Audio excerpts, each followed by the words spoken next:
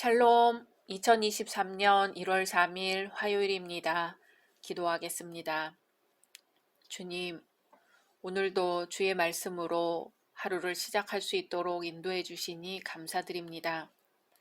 주님, 새해에는 더욱 사랑하게 하소서, 더욱 감사하게 하소서, 더욱 기뻐하게 하소서, 무엇보다도 더욱 주님을 바라보게 하소서. 예수님의 이름으로 기도드립니다. 아멘. 오늘의 말씀은 사무엘상 6장입니다. 여호와의 궤가 블레셋 사람들의 지방에 있은 지 7달이라. 블레셋 사람들이 제사장들과 복술자들을 불러서 이르되 우리가 여호와의 궤를 어떻게 할까? 그것을 어떻게 그 있던 곳으로 보낼 것인지 우리에게 가르치라. 그들이 이르되 이스라엘 신의 궤를 보내려거든 거저 보내지 말고 그에게 속건제를 드려야 할지니라. 그리하면 병도 낫고 그의 손을 너희에게서 옮기지 아니하는 이유도 알리라 하니 그들이 이르되 무엇으로 그에게 드릴 속건제를 삼을까 하니 이르되 블레셋 사람의 방백의 수요대로 금독종 5과 금쥐 5마리라야 하리니 너희와 너희 통치자에게 내린 재앙이 같음이니라. 그러므로 너희는 너희의 독한 종기의 형상과 땅을 해롭게 하는 쥐의 형상을 만들어 이스라엘 신께 영광을 돌리라. 그가 혹 그의 손을 너희와 너희의 신들과 너희 땅에서 가볍게 하실까 하노라. 애굽인과 바로가 그들의 마음을 완악하게 한 것 같이 어찌하여 너희가 너희의 마음을 완악하게 하겠느냐. 그가 그들 중에서 재앙을 내린 후에 그들이 백성을 가게 함으로 백성이 떠나지 아니하였느냐. 그러므로 새 수레를 하나 만들고 멍에를 메어보지 아니한 젖나는 소 2마리를 끌어다가 소의 수레를 메우고 그 송아지들은 떼어 집으로 돌려보내고 여호와의 궤를 가져다가 수레에 싣고 속건제로 드릴 금으로 만든 물건들은 상자에 담아 궤 곁에 두고 그것을 보내어 가게 하고 보고 있다가 만일 궤가 그 본 지역 길로 올라가서 벳세메스로 가면 이 큰 재앙은 그가 우리에게 내린 것이요 그렇지 아니하면 우리를 친 것이 그의 손이 아니요 우연히 당한 것인 줄 알리라 하니라. 그 사람들이 그같이 하여 젖나는 소 2를 끌어다가 수레를 메우고 송아지들은 집에 가두고 여호와의 궤와 및 금쥐와 그들의 독종의 형상을 담은 상자를 수레 위에 실으니 암소가 벳세메스 길로 바로 행하여 대로로 가며 갈대에 울고 좌우로 치우치지 아니하였고 블레셋 방백들은 벳세메스 경계선까지 따라가니라. 벳세메스 사람들이 골짜기에서 밀을 베다가 눈을 들어 궤를 보고 그 본 것을 기뻐하더니 수레가 벳세메스 사람 여호수아의 밭 큰 돌 있는 곳에 이르러 선지라. 무리가 수레에 나무를 패고 그 암소들을 번제물로 여호와께 드리고 내 위에는 여호와의 궤와 그 궤와 함께 있는 금봄을 담긴 상자를 내려다가 큰 돌 위에 두매 그날에 벳세메스 사람들이 여호와께 번제와 다른 제사를 드리니라. 블레셋 5 방백이 이것을 보고 그날에 에그론으로 돌아갔더라.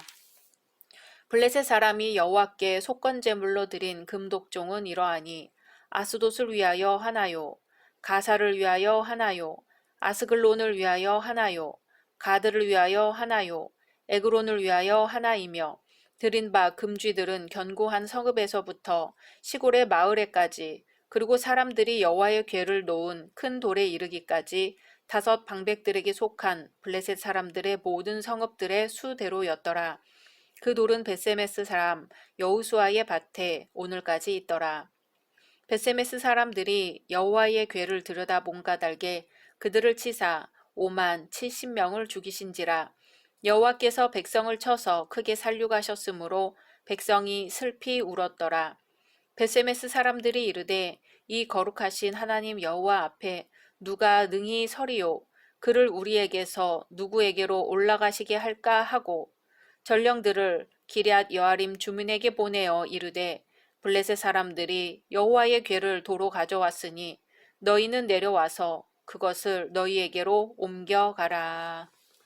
아멘. 앞장에서는 언약궤로 인해 블레셋 사람들이 하나님의 심판을 받았었지요. 오늘 말씀에서는 심판을 받았던 블레셋 사람들이 언약궤를 다시 이스라엘로 돌려보낸 사실을 다룹니다. 1절에서 9절은 블레셋 사람들이 법궤 반환을 위해 의논하는 장면이 나옵니다. 재앙을 피하기 위해서였지요. 이때 블레셋 방백들에 의하여 자문을 요구받은 블레셋의 복술자들과 제사장들은 하나님께 배상 예물을 바쳐야 한다는 것과 언약궤를 실어보낼 수레는 세속적인 목적에 전혀 사용된 적이 없는 것이야 한다는 것 등을 그들에게 제안합니다. 이런 술사들의 제안은 전혀 성경적이지 않습니다. 그들이 하나님께 바치라고 한 배상 예물, 곧 속건 제물은 한갓 금부치였을 뿐입니다. 율법 규례에 속건 제물로 생명 있는 짐승의 피를 요구하는 것에 비추어 보면 합당하지 못했습니다. 또 언약궤를 이스라엘에 돌려보내는 방법에서도 수레에 싣고 소로 하여금 끌도록 하였습니다. 그러나 율법은 언약궤를 반드시 레위 지파의 고핫 자손들이 어깨에 메어 운반하도록 규정하고 있으니 그 역시 율법에 어긋났습니다. 이로 볼 때 블레셋 술사들은 그 당시 대인관계상 존재하던 배상관례와 자신들의 종교 방식을 좇아 방법을 제시했을 뿐임을 알 수 있습니다. 피 흘림의 속죄 사상은 없었던 것이지요. 한편 이렇게 율법에 어긋난 방식이었음에도 불구하고 하나님께서는 저들의 과오를 용납하시사 언약궤가 무사히 이스라엘로 돌아오게 하셨습니다. 10절에서 18절은 블레셋의 방백들이 언약궤를 이스라엘 땅으로 안전히 돌려보낼 방도를 논의한 후 실제로 언약궤를 이스라엘로 돌려보내는 장면입니다. 그중 앞부분은 블레셋 사람들이 언약궤를 수레에 실어 이스라엘로 보내는 장면이고 뒷부분은 이스라엘 사람들이 수레에 실린 언약궤를 맞아들이는 장면입니다. 블레셋 사람들은 그때까지도 재앙이 어떤 원인에 의해 내려졌는지에 대해서 완전히 확신하지 못하였기 때문에 언약궤를 다시 돌려보내는 일을 통하여 재앙의 실제 원인을 알아보려고 합니다. 즉, 블레셋 전역에 나타났던 독종이 과연 하나님으로부터 임한 재앙인지 아니면 그냥 우연히 발생한 자연적 질병인지 확신하지 못하고 이번 기회에 이를 확실히 알아보려 한 것입니다. 새 수레를 만들어 멍에를 메어보지 아니한 젖나는 소 2마리를 끌어다가 그 수레를 끌게 하고 그 위에 법궤를 얹어 운반하게 하였습니다. 어미소가 언약궤를 운반하도록 하되 그 어미소의 송아지를 따로 떼어 두어 모성적 본능으로 송아지를 향해 가는지 이스라엘 땅 쪽으로 가는지 본 것입니다. 어미소와 송아지를 따로 떼어둘 경우 모성적 본능에 의해 어미소가 송아지를 향해 발걸음을 옮기는 것이 당연한데도 하나님께서는 언약궤를 운반하는 어미소로 하여금 좌우로 치우치지 아니하고 곧바로 벳세메스를 향해 올라가도록 역사하셨습니다.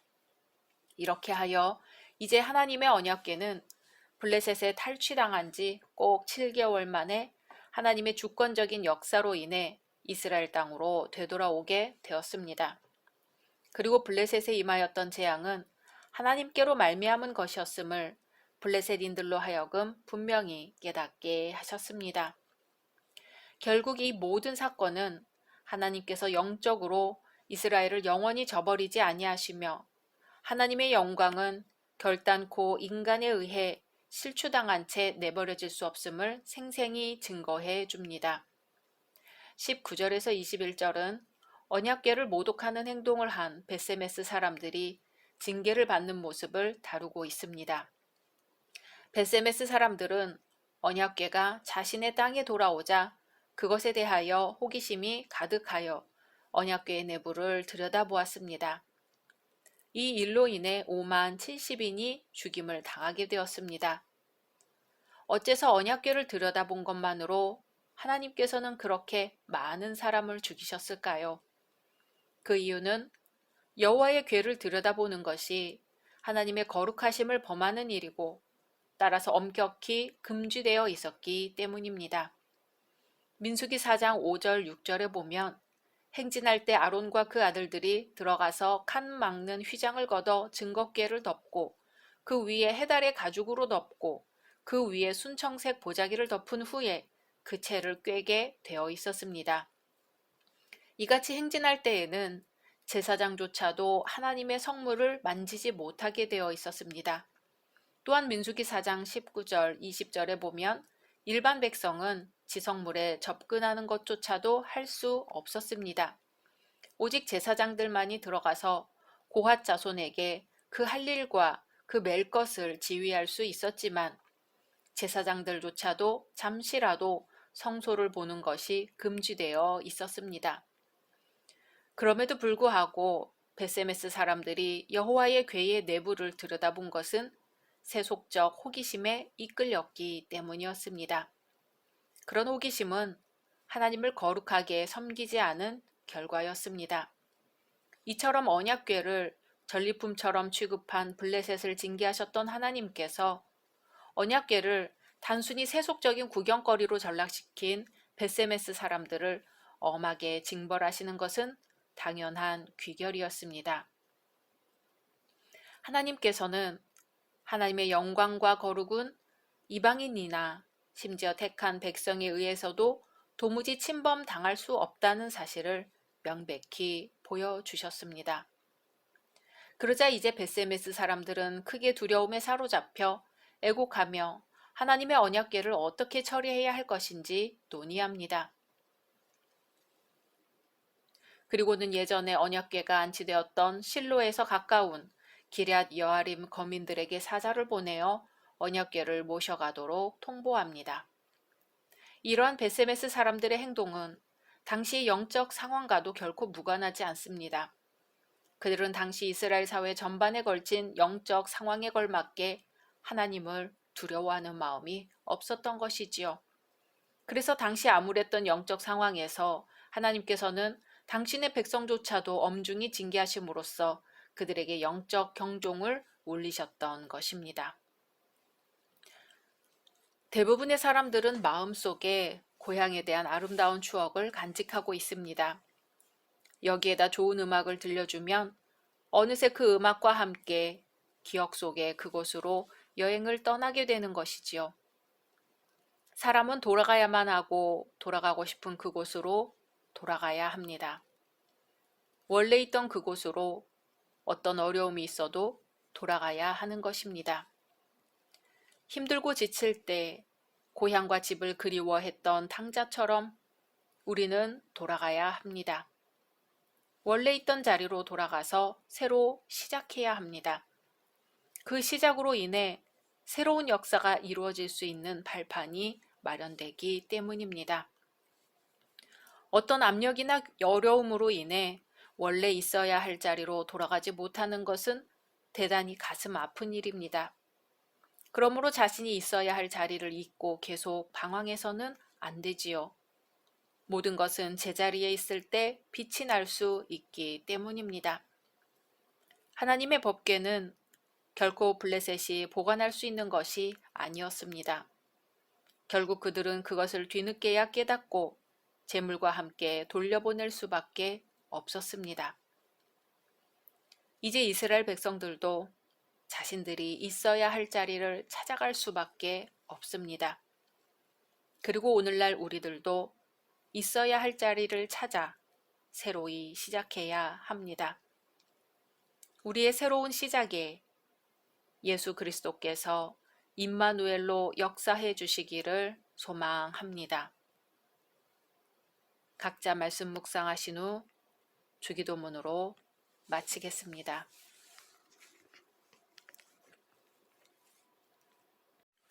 샬롬, 2023년 1월 4일 수요일입니다.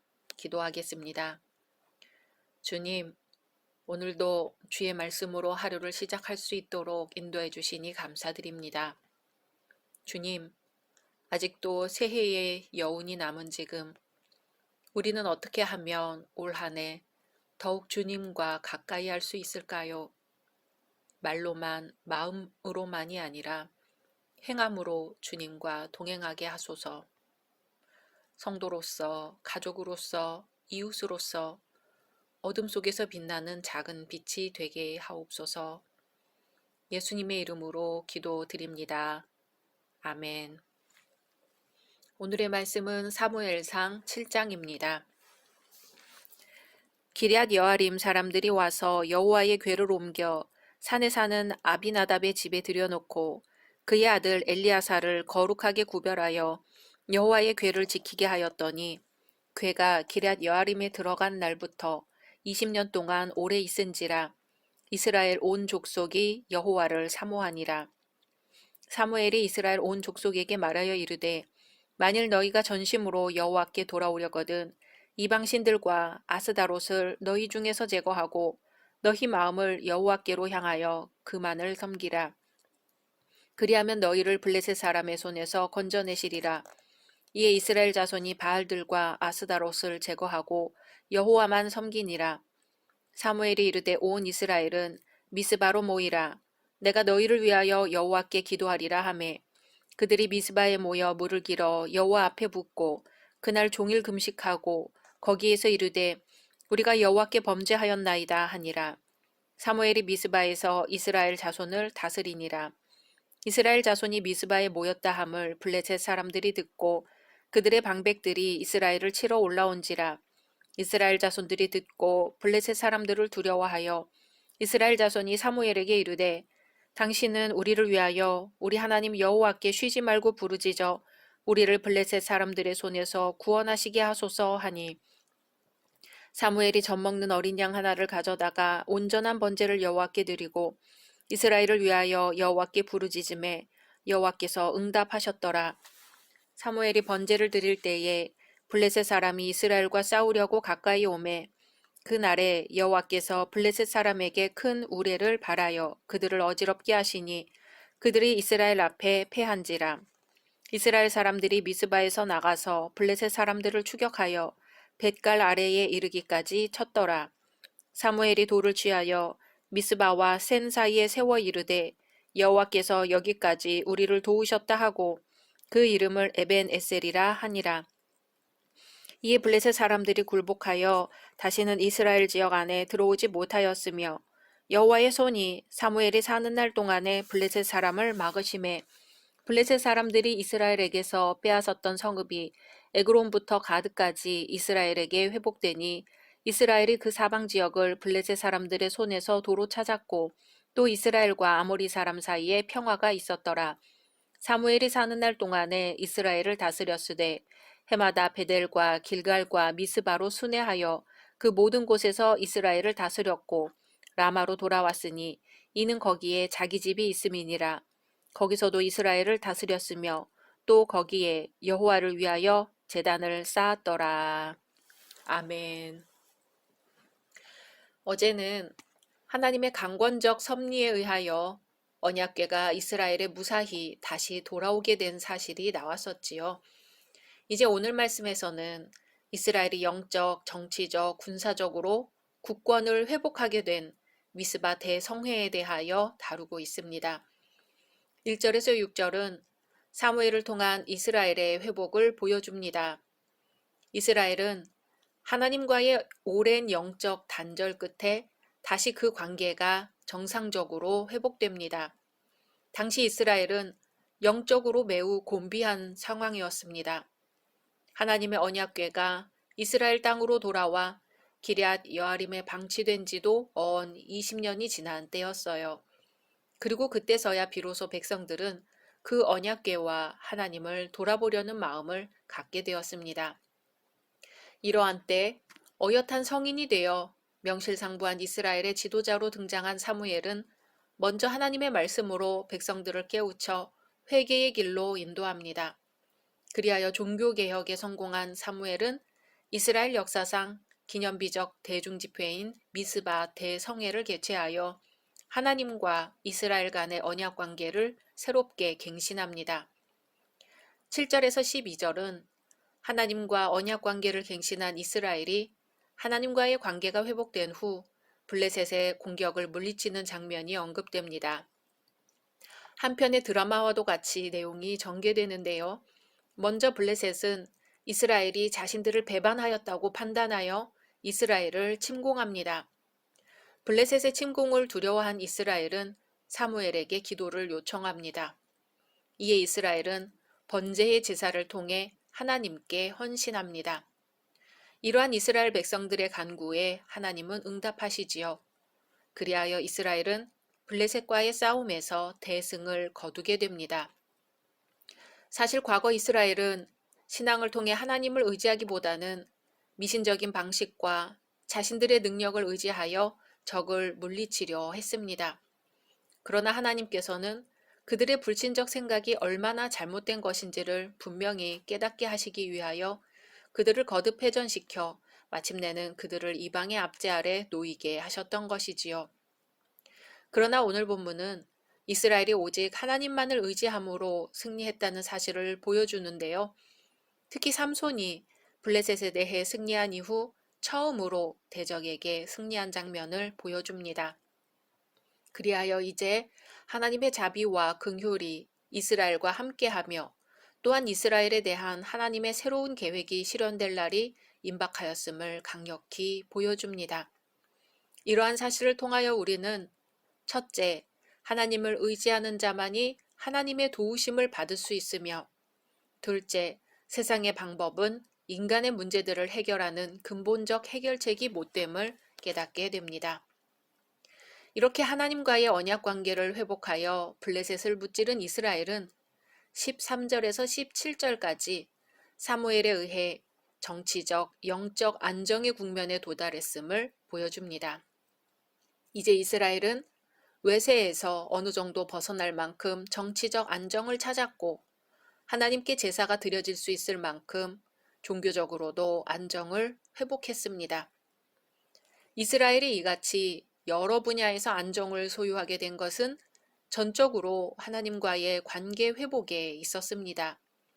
하지만 이스라엘이 이같이 되기까지 사무엘의 공로도 전혀 무시될 수 없을 것입니다. 본문은 이스라엘이 안정을 구축하게 된 것이 사무엘의 노력에 의한 것임을 말하면서 아울러 이스라엘에 대한 사무엘의 통치가 매우 이상적이었음을 암시합니다. 당시 이스라엘은 아직 열방과 같은 왕정 제도가 수립되지 않았으면서도 아무런 문제 없이 태평성대를 누릴 수 있었던 것이지요. 하지만 본문은 이러한 사실과 아울러 사무엘이 사사로서 다스린 지역의 범위가 매우 좁다는 사실도 동시에 언급합니다. 그리하여 팔레스타인의 온 땅을 완전히 통치할 강력한 군주가 출현해야 할 필요성에 대해서도 암시합니다. 오늘 말씀에 나온 사무엘의 기도와 응답에 대해 더 나누겠습니다. 성경에 등장하는 인물 중 대표적인 기도의 사람은 사무엘입니다. 사무엘은 스스로 12장 23절에 나는 너희를 위하여 기도하기를 쉬는 죄를 여호와 앞에 결단코 범치 아니하고 라고 했을 만큼 백성들을 위해 기도한 사사입니다. 모든 백성들도 사무엘에게 말하기를 당신의 종들을 위하여 당신의 하나님 여호와께 기도하여 우리로 죽지 않게 하소서라고 하며 사무엘에게 기도를 요청했습니다. 사무엘은 이스라엘의 사사시대와 왕정시대를 연결한 과도기의 주역입니다. 어머니의 기도로 하나님께 기도해 얻은 사무엘은 어머니의 기도대로 다시 하나님께 드려졌습니다. 성장한 사무엘은 사사로서 고향인 라마를 근거지로 베델과 길갈과 미스바를 해마다 순회하면서 이스라엘을 통치했습니다. 사무엘의 통치 기간 동안 이스라엘은 블레셋과의 전쟁에서 승리하였으며 아모리 사람과도 평화롭게 지냈는데 이 모든 것은 사무엘의 위대한 기도의 힘이었습니다. 이스라엘을 승리와 평화로 이끈 사무엘의 기도에 대해 살펴보겠습니다. 사무엘이 드린 기도의 특징은 함께 드리는 기도라는 점입니다. 사무엘이 이스라엘의 사사가 되자 그동안 우상을 섬기던 이스라엘 백성들이 하나님께 돌아오고 싶어 합니다. 성경은 이스라엘 온 족속이 여호와를 사모하니라고 보도합니다. 사무엘은 하나님께 돌아오고 싶어 하는 이스라엘 백성들을 향해 너희가 전심으로 여호와께 돌아오려거든 이방신들과 아스다롯을 너희 중에서 제하고 너희 마음을 여호와께로 향하여 그만 섬기라. 너희를 블레셋 사람의 손에서 건져내시리라고 합니다. 이에 이스라엘 자손은 바알들과 아스다롯을 제하고 여호와만 섬기기 시작합니다. 그러자 사무엘이 이스라엘을 미스바로 불러 기도회를 개최합니다. 합심 기도는 하나님의 보좌를 움직이는 위력이 있습니다. 전체의 마음이 하나가 되어 하나님께 기도하는 것이기 때문입니다. 주님은 두세 사람이 내 이름으로 모인 곳에는 나도 그들 중에 있느니라고 하셨습니다. 둘째 사무엘의 기도는 금식하며 회개하는 기도였습니다. 6절에 그들이 미스바에 모여 물을 길어 여호와 앞에 붓고 그날에 금식하고 라고 전합니다. 금식 기도는 하나님의 응답을 가져오는 힘 있는 기도입니다. 왜냐하면 금식 기도는 목숨을 걸고 오직 하나님만 의지하겠다는 결사적인 기도이기 때문이지요. 성경에는 금식 기도하며 응답을 받은 예들이 많이 나옵니다. 여호사밧이 드린 금식 기도가 그렇고 느헤미야의 금식 기도가 그러합니다. 사무엘이 드린 기도는 함께 회개하는 기도였습니다. 사실 사무엘 개인으로 따지면 회개할 것이 없을 것 같습니다.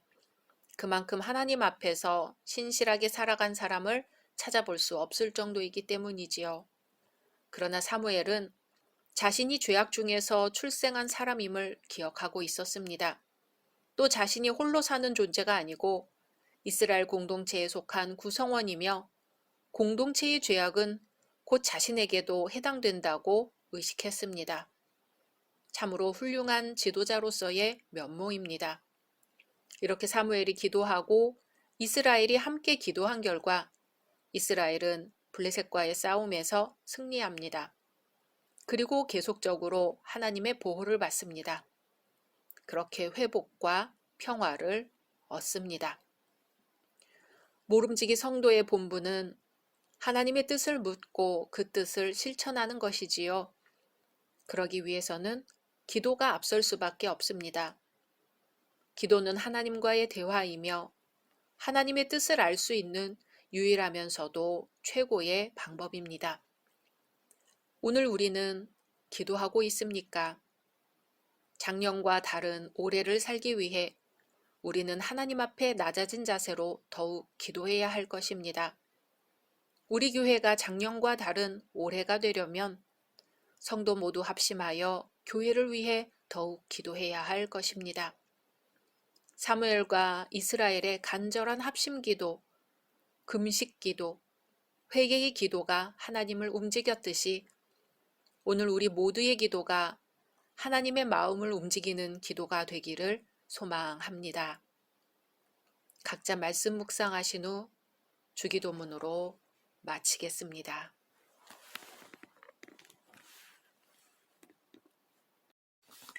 샬롬, 2023년 1월 5일 목요일입니다.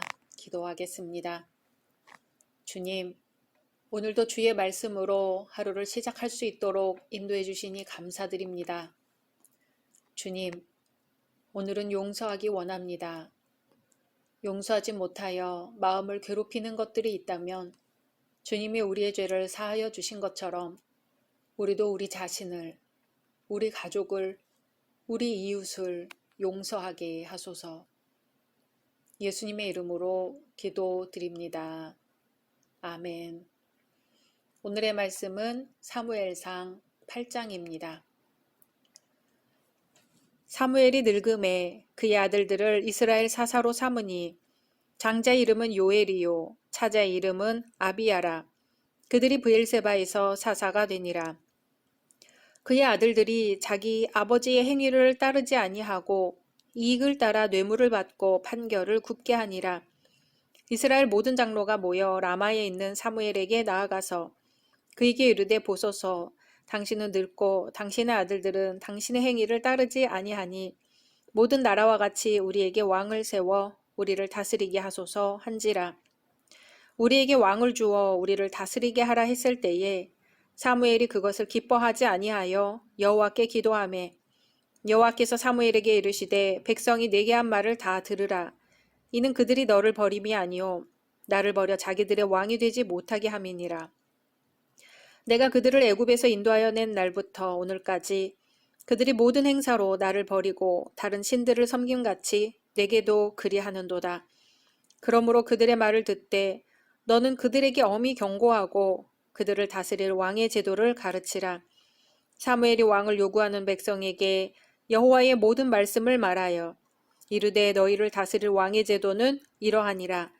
그가 너희 아들들을 데려다가 그의 병거와 말을 어거하게 하리니 그들이 그 병거 앞에서 달릴 것이며 그가 또 너희 아들들을 천부장과 오십부장을 삼을 것이며 자기 밭을 갈게 하고 자기 추수를 하게 할 것이며 자기 무기와 병거의 장비도 만들게 할 것이며 그가 또 너희의 딸들을 데려다가 향료 만드는 자와 요리하는 자와 떡 굽는 자로 삼을 것이며 그가 또 너희의 밭과 포도원과 감람원에서 제일 좋은 것을 가져다가 자기의 신하들에게 줄 것이며 그가 또 너희의 곡식과 포도원 소산의 11조를 거두어 자기의 관리와 신하에게 줄 것이며 그가 또 너희의 노비와 가장 아름다운 소년과 나귀들을 끌어다가 자기 일을 시킬 것이며 너희의 양떼의 10분의 1을 거두어 가리니 너희가 그의 종이 될 것이라.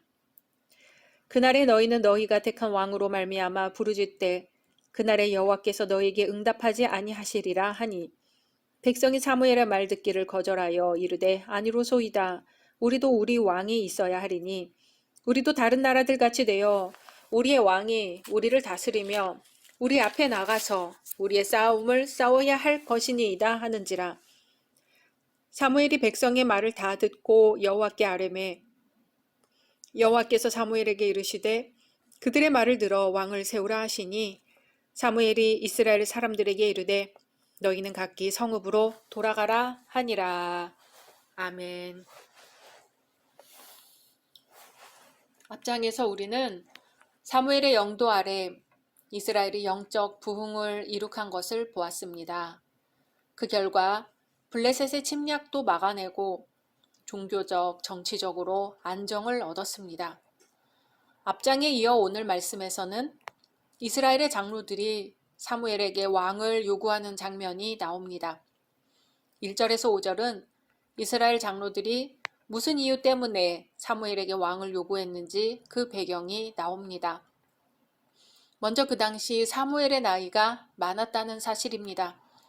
그리고 사사로 세움받은 사무엘의 아들들이 실정을 했다는 사실입니다. 이러한 이유로 이스라엘 장로들이 왕을 요구하게 되었습니다. 이처럼 당시 이스라엘의 장로들은 표면상 사무엘의 노령과 그 아들들의 부패를 구실로 하여 왕을 요구했습니다. 그러나 사실상 그들이 왕을 요구한 진정한 이유는 다른 데 있었습니다. 그 당시 중근동에서 오직 이스라엘만이 왕국의 체제를 갖추지 못했습니다. 애굽은 오래전에 왕이 있어 강국이 되었고 이스라엘에 인접한 소국들도 왕국이 되어 힘센 군대를 소유하여 이스라엘을 괴롭히고 있었습니다. 이 같은 상황 때문에 이스라엘 장로들은 그 나라들을 선망의 대상으로 여겨 동경한 끝에 왕을 요구한 것이지요. 이러한 진짜 마음은 감춘 채 왕을 요구한 것입니다. 하지만 이것은 저들의 미련함과 경솔함을 드러낸 사건입니다. 왜냐하면 지금까지 이스라엘이 열방에 시달렸던 주된 원인은 왕이 없어서가 아니라 그들이 하나님께 범죄했기 때문이죠. 하지만 이스라엘이 하나님께 회개할 때에는 사사를 중심으로 그 어떠한 대적도 경멸해 왔습니다. 그러므로 백성들의 요구는 결국 이스라엘의 유일한 통치자이신 하나님의 다스림을 거부하며 선민으로서의 고유한 특권과 사명을 포기하는 이른바 하나님으로부터의 독립선언으로 보아야 합니다. 결국 그들은 하나님을 떠나 이방인과 동일한 삶을 살기를 희망하였던 것입니다. 바로 여기에 백성들의 잘못이 있는 것입니다. 6절에서 18절은 이러한 이스라엘 장로들의 요구에 사무엘과 하나님께서 그들의 요구를 불쾌히 여기신 데 대하여 언급합니다. 이스라엘이 왕을 요구하는 것은 곧 하나님과 사무엘에 대한 반역이며 다음으로 이스라엘은 자신들이 요구한 형태의 왕이 세워질 경우 그 왕으로 인하여 심각한 고통을 당하게 될 것을 말하고 있습니다. 그런데 이스라엘이 왕을 요구한 것이 사무엘에게 반역인 까닭은 왕 요구 자체는 현직 사사의 퇴임을 전제로 하기 때문이었습니다. 또한 그들의 왕 요구가 하나님께 반역인 까닭은 하나님께서는 계속적으로 이스라엘의 왕으로서 그들을 통치하기를 원하셨기 때문이죠. 즉 백성들의 요구는 이스라엘을 위해 온갖 수고를 아끼지 않으며 일평생 선지자, 제사장, 사사로서 봉사해온 사무엘의 희생을 저버리는 행위였습니다. 또한 이는 이스라엘을 친히 당신 백성으로 삼으사 약속의 땅 가나안을 기업으로 주시며 대적들의 온갖 위협으로부터 보호해 주신 하나님의 은혜를 거역하는 행위였던 것입니다. 그럼에도 불구하고 이스라엘이 열방과 같은 왕을 계속 요구했습니다.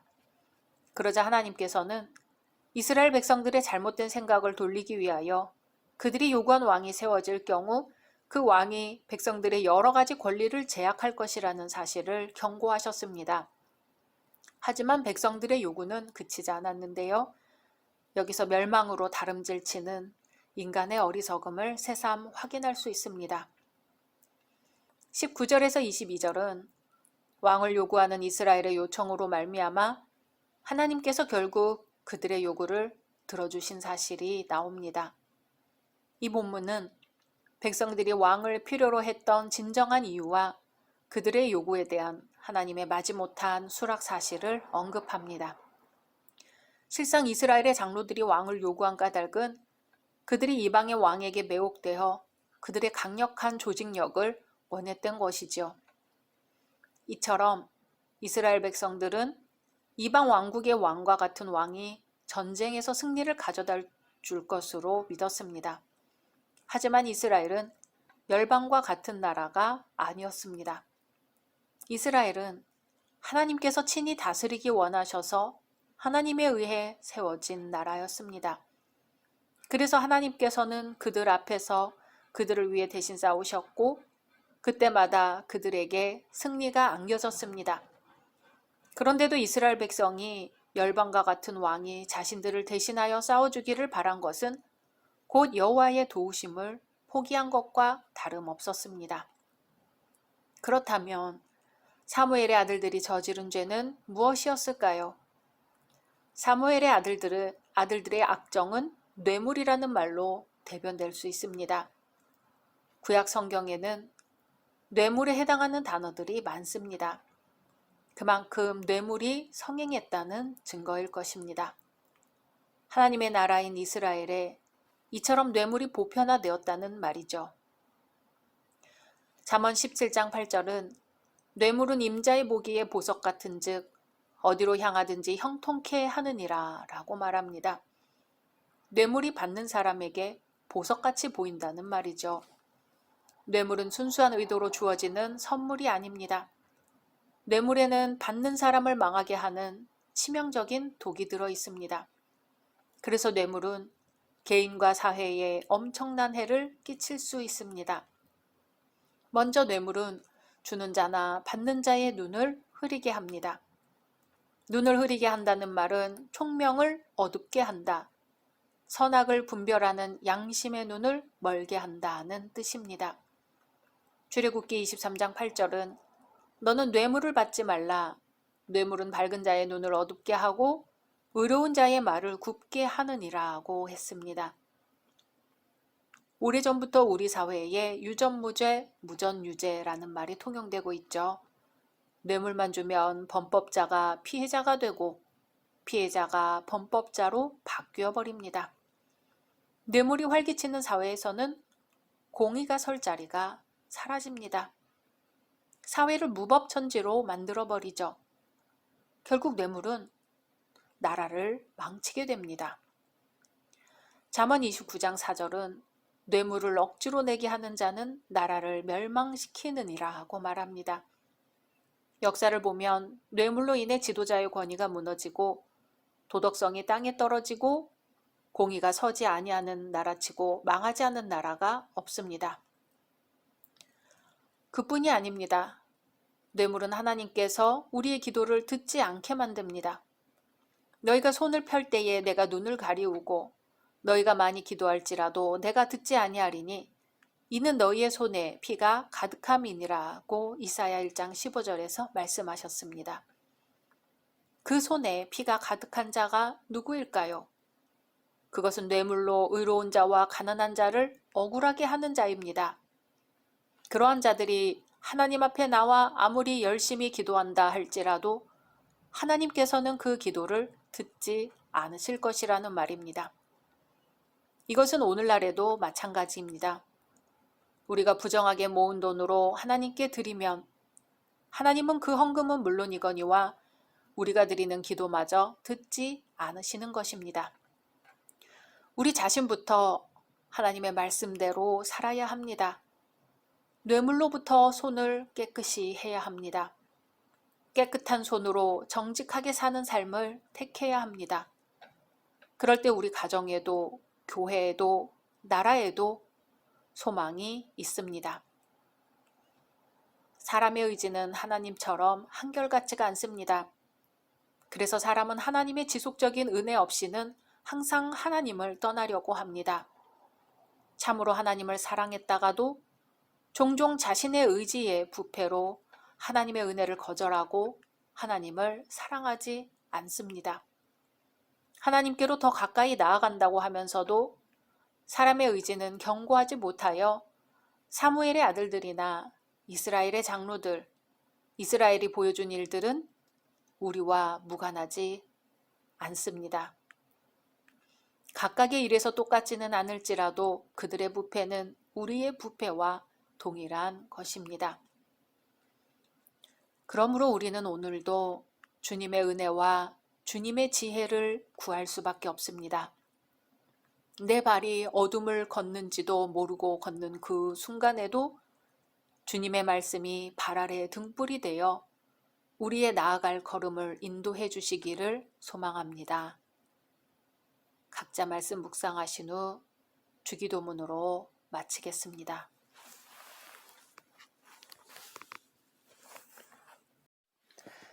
샬롬, 2023년 1월 6일 금요일입니다. 기도하겠습니다. 주님, 오늘도 주의 말씀으로 하루를 시작할 수 있도록 인도해 주시니 감사드립니다.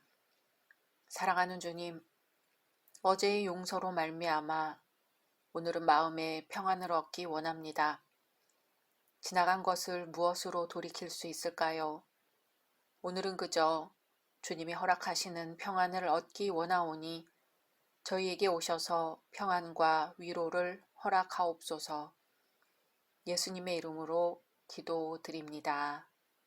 아멘.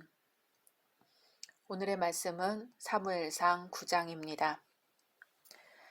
베냐민 지파에 기스라 이름하는 유력한 사람이 있으니 그는 아비엘의 아들이요 스롤의 손자요 베고랏의 증손이요 아비아의 현손이며 베냐민 사람이더라. 기스에게 아들이 있으니 그의 이름은 사울이요 준수한 소년이라. 이스라엘 자손 중에 그보다 더 준수한 자가 없고 키는 모든 백성보다 어깨 위만큼 더 컸더라. 사울의 아버지 기스가 암나귀들을 잃고 그의 아들 사울에게 이르되 너는 일어나 한 사환을 데리고 가서 암나귀들을 찾으라 하매 그가 에브라임 산지와 살리사 땅으로 두루 다녀 보았으나 찾지 못하고 사알림 땅으로 두루 다녀 보았으나 그곳에는 없었고 베냐민 사람의 땅으로 두루 다녀 보았으나 찾지 못하니라.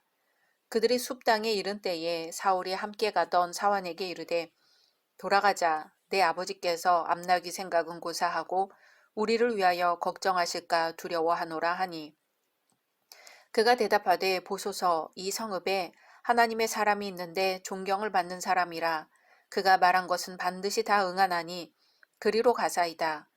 그가 혹 우리가 갈 길을 가르쳐 줄까 하나이다 하는지라. 사울이 그의 사환에게 이르되 우리가 가면 그 사람에게 무엇을 드리겠느냐.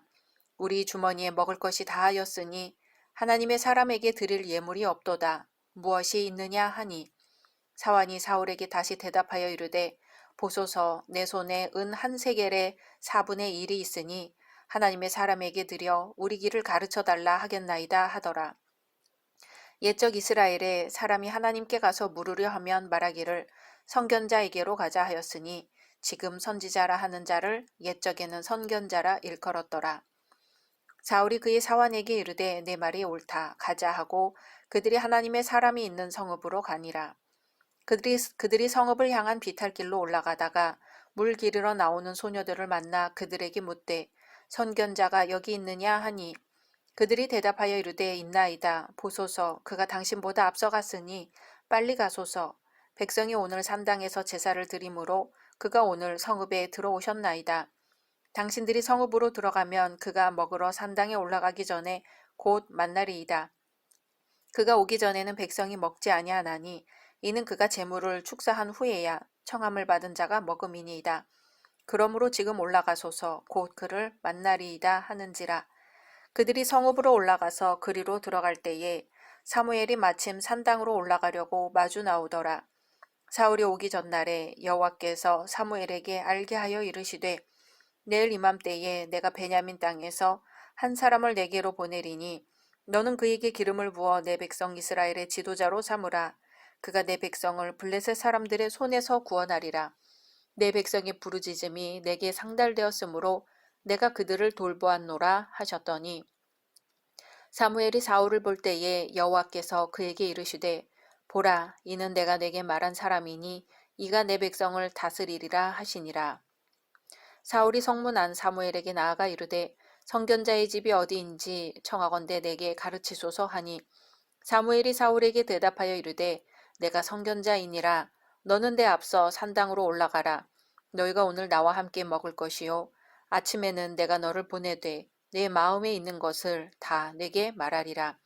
사흘 전에 이른 내 암나귀들을 염려하지 말라. 찾았느니라. 온 이스라엘이 사모하는 자가 누구냐? 너와 네 아버지의 온 집이 아니냐 하는지라. 사울이 대답하여 이르되 나는 이스라엘 지파의 가장 작은 지파 베냐민 사람이 아니니이까 또 나의 가족은 베냐민 지파 모든 가족 중에 가장 미약하지 아니하니이까 당신이 어찌하여 내게 이같이 말씀하시나이까 하니 사무엘이 사울과 그의 사환을 인도하여 객실로 들어가서 청한 자 중 상석에 앉게 하였는데 객은 30명 가량이었더라. 사무엘이 요리인에게 이르되 내가 내게 주며 내게 두라고 말한 그 부분을 가져오라. 요리인이 넓적다리와 그것에 붙은 것을 가져다가 사울 앞에 놓는지라. 사무엘이 이르되 보라 이는 두었던 것이니 내 앞에 놓고 먹으라. 내가 백성을 청할 때부터 너를 위하여 이것을 두고 이때를 기다리게 하였느니라. 그날에 사울이 사무엘과 함께 먹으니라. 그들이 산당에서 내려 성읍에 들어가서는 사무엘이 사울과 함께 지붕에서 담화하고 그들이 일찍이 일어날새 동틀 때쯤이라. 사무엘이 지붕에서 사울을 불러 이르되 일어나라 내가 너를 보내리라 하매 사울이 일어나고 그 두 사람 사울과 사무엘이 함께 밖으로 나가서 성읍 끝에 이름에 사무엘이 사울에게 이르되 사환에게 우리를 앞서게 하라 하니라. 사환이 앞서감으로 또 이르되 너는 이제 잠깐 서 있으라. 내가 하나님의 말씀을 네게 들려주리라 하더라. 아멘. 어제 말씀에서 하나님은 이스라엘 백성들의 요구대로 그들에게 왕을 허락하셨지요. 오늘 말씀에서는 하나님께서 선지자 사무엘을 통하여 이스라엘 백성 위에 왕으로 세울 한 인물을 준비하시어 성경의 무대에 출연시키십니다. 1절에서 10절은 사울을 이스라엘의 왕으로 세우기 위하여 하나님께서 특별한 섭리를 펼치신 사실에 대하여 언급하고 있습니다. 사울이라는 이름은 희망이라는 의미입니다. 사울은 좋은 가문 출신이었습니다. 성경은 1절에 베냐민 지파의 기스라 이름하는 유력한 사람이 있으니 그는 아비엘의 아들이요 스롤의 손자고 베고라의 증손이요 아비야의 현손이라 베냐민 사람이더라 하고 사울의 가문을 소개합니다. 사울의 부친이 유력한 사람이었다는 사실은 꽤 좋은 가문이었다는 것을 말합니다. 거기에 더해 사울은 개인적으로도 상당한 매력을 소유한 인물이었습니다. 성경은 2절에 기스가 아들이 있으니 그 이름은 사울이요 준수한 소년이라 이스라엘 자손 중에 그보다 더 준수한 자가 없고 키는 모든 백성보다 어깨 위는 더하더라 라고 합니다. 사울은 거의 모든 젊은이가 갖고 싶어 하는 것을 소유했습니다. 준수한 외모에 키도 훤칠한 장부였습니다. 요즘 남녀 많은 젊은이들이 이러한 하나님의 은사를 자신의 이기적인 목적을 위해서 사용하지만 가볍게 보아 넘길 것은 아닙니다. 건강하고 튼튼한 신체는 성령을 위한 아름다운 전이 되며 그의 수중에서 사단의 요새를 허물어뜨리는 강한 무기가 될 수 있습니다. 하지만 무엇보다도 성도들에게 유력한 것은 가문이나 신체적 조건이 아니라 믿음이며 헌신일 것입니다. 사울은 가문과 신체적 조건이 훌륭했을 뿐만 아니라 성품도 좋은 사람이었습니다. 성경은 사울의 성품에 대해 기록하기를 사울의 아비 기스가 암나귀들을 잃고 그 아들 사울에게 이르되 너는 한 사환을 데리고 일어나 가서 암나귀들을 찾으라 하매 그가 에브라임 산지와 살리사 땅으로 두루 다니되 찾지 못하고 살림 땅으로 두루 다니되 없고 베냐민 사람의 땅으로 두루 다니되 찾지 못하니라고 말합니다. 나귀 한 마리를 광야에서 찾는다는 것은 보통 일이 아니었을 것입니다. 어쩌면 불가능한 일이었을 것입니다. 그럼에도 불구하고 사울은 암나귀들을 찾으라는 아버지의 분부대로 순종했습니다. 성경은 또한 사울의 효심에 대해 돌아가자 내 부친이 암나귀 생각은 고사하고 우리를 위하여 걱정하실까 두려워하노라고 합니다. 부모는 자식들이 세상에서 성공하는 것보다 그들의 안전에 대해 더욱 염려합니다. 부모의 이런 마음을 헤아리는 것이 자녀된 도리이죠. 모든 사람들이 구원에 이르러 하나님의 자녀가 되고 장성하기를 원하는 것이 하나님의 마음입니다. 부모의 마음을 헤아리듯이 하나님의 이런 마음을 헤아려야 하는 것이지요. 또 사울은 하나님을 신뢰하는 사람이었습니다. 사울의 사환이 사울에게 보소서 이 성에 하나님의 사람이 있는데 존중이 여김을 받는 사람이라. 그가 말한 것은 반드시 다 응하리니 그리로 가사이다. 그가 혹 우리의 갈 길을 가르칠까 하나이다. 라고 하자 사울이 그 사환에게 이르되 우리가 가면 그 사람에게 무엇을 드리겠느냐? 우리 그릇에 식물이 다하였으니 하나님의 사람에게 드릴 예물이 없도다. 무엇이 있느냐? 라고 답합니다. 사울이 하나님의 사람에게 드릴 예물이 없음을 사환에게 일깨워 준 것은 하나님을 향한 바른 자세를 나타내 줍니다. 그는 하나님의 사람에게 어떻게든 해서 보답을 드리지 않고 도움을 청하는 것을 생각할 수 없었던 것이지요. 11절에서 17절은 드디어 사울과 사무엘이 만나는 장면이 나옵니다. 하나님께서는 먼저 사울로 하여금 사무엘이 라마에 있다는 사실을 확인하도록 소녀들을 준비하셨습니다. 다음으로 하나님께서는 사울이라는 인물에게 기름을 부어 왕으로 세워야 할 것을 사무엘에게 미리 계시하셨습니다. 당시 사무엘은 한 곳에서만 머물러 있으면서 자신의 사사직과 선지자직 그리고 제사장직을 수행하고 있지 않았습니다. 이스라엘의 여러 도시를 순회하고 있던 것이지요. 그러나 하나님께서는 때맞춰 사무엘로 하여금 라마에 있게 하셨고 그가 라마에 있다는 사실을 알고 있는 소녀들을 성읍 변두리 우물가에 있게 하셨던 것이지요. 그렇게 사무엘은 하나님이 미리 계시해 주신 대로 사울을 기다립니다. 그리고 17절에 사무엘이 사울을 볼 때에 여호와께서 그에게 이르시되 보라 이는 내가 내게 말한 사람이니 이가 내 백성을 통할하리라 하시니라고 하십니다. 하나님은 미리 사울이 나귀를 찾기 위해 선지자를 찾아올 것이라고 말씀하시면서 엄청난 명령을 하신 것이지요. 사울은 하나님과 사무엘 선지자 사이에 그에 관한 어떤 결정이 있었는지를 전혀 알지 못하고 사무엘을 찾아갑니다. 그런데 사울은 사무엘을 찾아가서 나귀를 찾은 것은 물론이고 당시 이스라엘의 최고 지도자였던 사무엘로부터 19절에 너희가 오늘날 나와 함께 먹을 것이요 아침에는 내가 너를 보내되 라는 말을 듣습니다. 사울은 이것이 어찌 된 영문인지 전혀 알 수가 없었습니다. 잃어버린 나귀를 찾으라는 아버지의 명령에 순종하려고 나귀를 찾다가 찾을 수 없어 나귀 소식이나 알아보려고 사환의 말을 듣고 사무엘에게 왔는데 왕으로 기름 부음을 받게 된 것이죠.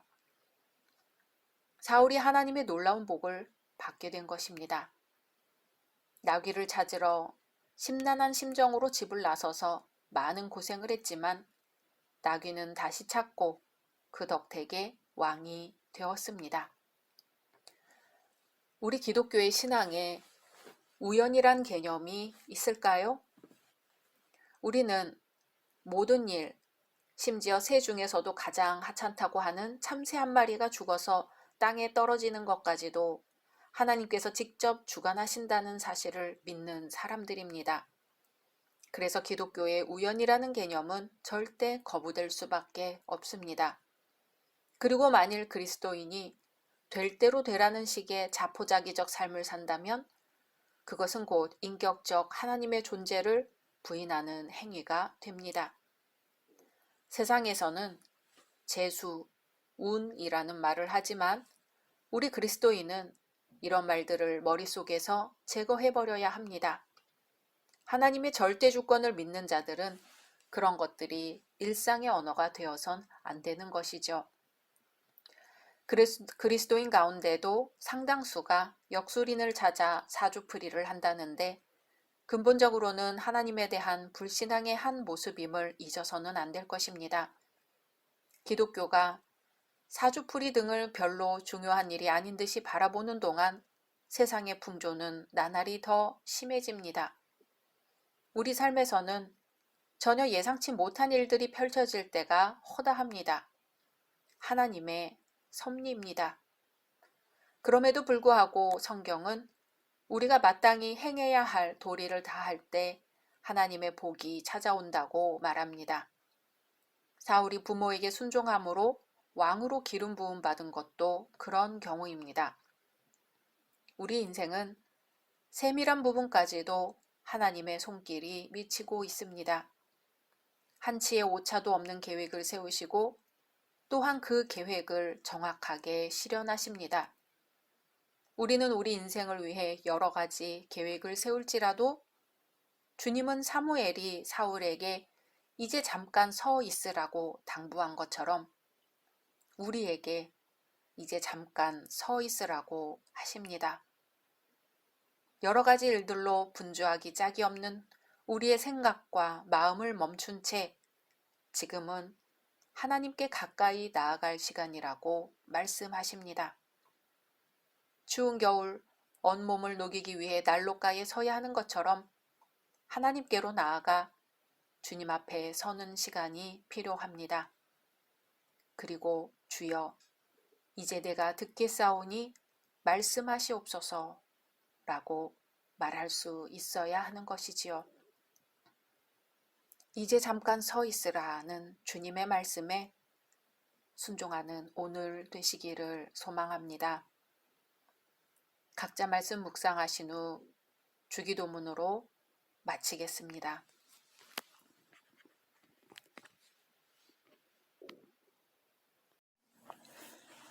샬롬, 2023년 1월 7일 토요일입니다.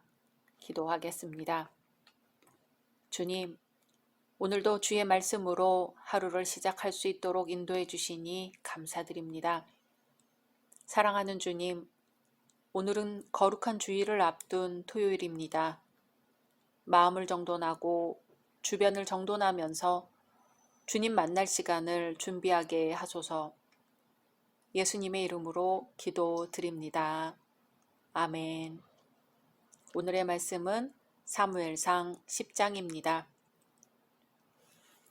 이에 사무엘이 기름병을 가져다가 사울의 머리에 붓고 입맞추며 이르되 여호와께서 내게 기름을 부으사 그의 기업의 지도자로 삼지 아니하셨느냐. 내가 오늘 나를 떠나가다가 베냐민 경계 셀사에 있는 라헬의 묘실 곁에서 두 사람을 만나리니 그들이 내게 이르기를 내가 찾으러 갔던 암나귀들을 찾은지라. 내 아버지가 암나귀들의 염려는 놓았으나 너희로 말미암아 걱정하여 이르되 내 아들을 위하여 어찌하리요 하더라 할 것이요. 내가 거기서 더 나아가서 다볼 상수리 나무에 이르면 거기서 하나님을 배우려고 베델로 올라가는 세 사람을 만나리니 한 사람은 염소 새끼 셋을 이끌었고 한 사람은 떡 세 덩이를 가졌고 한 사람은 포도주 한 가죽 부대를 가진 자라. 그들이 내게 문안하고 떡 두 덩이를 주겠고 너는 그의 손에서 받으리라. 그 후에 내가 하나님의 산에 이르리니 그곳에는 블레셋 사람들의 영문이 있느니라. 내가 그리로 가서 그 성읍으로 들어갈 때에 선지자의 무리가 산당에서부터 비파와 소고와 저와 수금을 앞세우고 예언하며 내려오는 것을 만날 것이요. 내게는 여호와의 영이 크게 임하리니 너도 그들과 함께 예언을 하고 변하여 새 사람이 되리라. 이 징조가 내게 임하거든 너는 기회를 따라 행하라. 하나님이 너와 함께 하시느니라. 너는 나보다 앞서 길갈로 내려가라. 내가 내게로 내려가서 번제와 화목제를 드리리니 내가 내게 가서 내가 행할 것을 가르칠 때까지 7일 동안 기다리라. 그가 사무엘에게서 떠나려고 몸을 돌이킬 때에 하나님이 새 마음을 주셨고 그날 그 징조도 다 응하니라. 그들이 산에 이를 때에 선지자의 무리가 그를 영접하고 하나님의 영이 사울에게 크게 임함으로 그가 그들 중에서 예언을 하니 전에 사울을 알던 모든 사람들이 사울이 선지자들과 함께 예언함을 보고 서로 이르되 기스의 아들에게 무슨 일이 일어났느냐 사울도 선지자들 중에 있느냐 하고 그곳에 어떤 사람은 말하여 이르되 그들의 아버지가 누구냐 한지라 그러므로 속담이 되어 이르되 사울도 선지자들 중에 있느냐 하더라. 사울이 예언하기를 마치고 산당으로 가니라. 사울의 숙부가 사울과 그의 사환에게 이르되 너희가 어디로 갔더냐? 사울이 이르되 암나귀들을 찾다가 찾지 못하므로 사무엘에게 갔었나이다 하니 사울의 숙부가 이르되 청하노니 사무엘이 너희에게 이른 말을 내게 말하라 하니라. 사울이 그의 숙부에게 말하되 그가 암나귀들을 찾았다고 우리에게 분명히 말하더이다 하고 사무엘이 말하던 나라의 일은 말하지 아니하니라. 사무엘이 백성을 미스바로 불러 여호와 앞에 모으고 이스라엘 자손에게 이르되 이스라엘 하나님 여호와께서 이같이 말씀하시기를 내가 이스라엘을 애굽에서 인도하여 내고 너희를 애굽인의 손과 너희를 압제하는 모든 나라의 손에서 건져내었느니라 하셨거늘 너희는 너희를 모든 재난과 고통 중에서 친히 구원하여 내신 너희 하나님을 오늘 버리고 이르기를 우리 위에 왕을 세우라 하는도다. 그런즉 이제 너희의 지파대로 1000명씩 여호와 앞에 나아오라 하고 사무엘이 이에 이스라엘 모든 지파를 가까이 오게 하였더니 베냐민 지파가 뽑혔고 베냐민 지파를 그들의 가족별로 가까이 오게 하였더니 마드리의 가족이 뽑혔고 그 중에서 기스의 아들 사울이 뽑혔으나 그를 찾아도 찾지 못한지라. 그러므로 그들이 또 여호와께 묻되 그 사람이 여기 왔나이까? 여호와께서 대답하시되 그가 짐 보따리들 사이에 숨었느니라 하셨더라. 그들이 달려가서 거기서 그를 데려오매 그가 백성 중에 서니 다른 사람보다 어깨 위만큼 컸더라. 사무엘이 모든 백성에게 이르되 너희는 여호와께서 택하신 자를 보느냐? 모든 백성 중에 짝할 리가 없느니라 하니 모든 백성이 왕의 만세를 외쳐 부르니라. 사무엘이 나라의 제도를 백성에게 말하고 책에 기록하여 여호와 앞에 두고 모든 백성을 각기 집으로 보내매 사울도 기브아 자기 집으로 갈 때에 마음이 하나님께 감동된 유력한 자들과 함께 갔느니라. 어떤 불량배는 이르되 이 사람이 어떻게 우리를 구원하겠느냐 하고 멸시하며 예물을 바치지 아니하였으나 그는 잠잠하였더라. 아멘. 앞장에서 우리는 사울이 하나님의 섭리에 따라 사무엘과 만나게 되고 사무엘은 하나님의 계시로 사울에게 소명의식을 불러일으켰던 것을 살펴보았습니다. 오늘은 사울이 본격적으로 이스라엘의 왕으로 세워집니다. 1절에서 16절은 기름 부음 받는 사울과 세 가지 징조가 나옵니다. 사실 기름 부음을 받는다는 것 자체로서도 사울은 자신이 하나님에 의하여 이스라엘의 왕으로 소명되었으며 또한 세워졌다는 사실을 확신할 수 있어야 했습니다. 그럼에도 불구하고 그 같은 확신에 도달하지 못하자 하나님께서는 사울이 하나님에 의하여 왕으로 세워졌음을 확신할 만한 분명한 세 가지 증거를 제시하셨습니다. 첫째는 성령을 받았습니다. 6절에 내게는 여호와의 신이 크게 임하리니 너도 그들과 함께 예언을 하고 변하여 새 사람이 되리라고 합니다. 하나님은 부른 자들에게 주시는 것이 있습니다. 바로 성령입니다. 성령을 받아야만 보이지 않는 하나님이 믿어지는 것이죠. 내 육신의 부모에게서 피를 받아 아들, 딸이 되는 것처럼 하나님께로부터 영을 받아 하나님의 자녀가 되는 것입니다. 이것을 구원받았다고 하거나 거듭났다고 하기도 하고 성령으로 중생했다고 말하기도 합니다. 이런 변화는 성령으로만 이루어집니다. 둘째는 말씀을 받았습니다. 성도에게 좋은 것은 말씀입니다. 말씀은 영혼의 양식이지요. 말씀은 생명이고 지혜이며 능력이며 반석입니다. 그리고 빛이며 길이 됩니다. 사무엘이 사울에게 말씀을 줍니다. 7절, 8절에 이 징조가 네게 임하거든 너는 기회를 따라 행하라. 하나님이 너와 함께 하시느니라. 너는 나보다 앞서 길갈로 내려가라. 내가 네게로 내려가서 번제와 화목제를 드리리니 내가 네게 가서 너의 행할 것을 가르칠 때까지 7일을 기다리라. 아멘. 하나님께서 곧 왕이 될 사울에게 왕으로서 어떻게 해야 하는지 지침을 말씀하셨습니다. 그 지침은 징조를 따라 나타날 것입니다. 사울은 집으로 가는 길에 있을 세 가지 징조에 대해 들었습니다. 먼저 집으로 돌아가는 중에 라헬의 무덤이 있는 곳에서 두 사람을 만나 그들로부터 잃었던 나귀를 찾았고 아버지가 걱정하고 있으니 빨리 돌아가라는 말을 듣게 되리라는 것입니다. 다음 징조는 상수리 나무 아래서 세 사람을 만나게 되는데 한 사람은 염소 새끼 3마리를 거느렸고 한 사람은 떡 3덩이를 들고 있다가 떼어서 2덩이를 그에게 줄 것이며 또 한 사람은 포도주를 담은 가죽 부대를 메고 있을 것이라는 것입니다. 세 번째 징조는 선지자의 무리를 만나게 되는데 그들이 전부 예언을 할 것이요 그러면 사울에게도 하나님의 신이 크게 임하여 새 사람이 되리라는 것입니다. 이것이 사울에게 보일 징조라는 것입니다. 사무엘은 사울에게 징조가 보이거든 기회를 따라 행하라고 합니다. 이 세 가지 지침을 주었더니 사울이 즉시로 순종하여 그 말씀을 따라 열심히 살아갑니다. 셋째로 사울이 받은 것은 새 마음이었습니다. 성경은 9절에 그가 사무엘에게서 떠나려고 몸을 돌이킬 때에 하나님이 새 마음을 주셨고 그날 그 징조도 다 응하니라고 합니다. 하나님은 사무엘을 통해서 사울에게 말씀을 주셨고 말씀을 다 들은 사울은 그곳에서 떠나려고 하였습니다. 그때 하나님께서 사울에게 새 마음을 주셨습니다. 옛 마음, 옛 사람에서 새 마음, 새 사람으로 변화받는 것입니다. 하나님의 새롭게 하시는 은혜로 우리의 삶도 하나님의 형상을 쫓아 날로 새로워지기를 소망합니다. 17절에서 27절은 왕으로 세움받는 사울에 대해 나옵니다. 이제 때가 되어 사울이 공개적으로 이스라엘 각 대표들에 의하여 왕으로 선출됩니다. 순서는 이렇습니다. 이스라엘 백성들의 대표들이 소집되어 왕으로 세울 자를 제비 뽑습니다.